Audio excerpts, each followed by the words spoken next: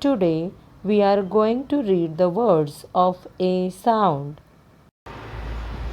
ENN या शब्दापुढे प हा साऊंड जोडला तर प एन पेन.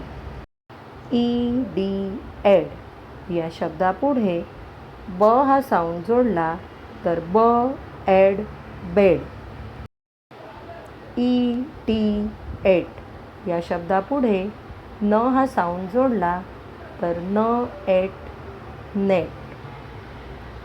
EG या शब्दापुढे ल हा साऊंड जोडला तर ल एग लेग.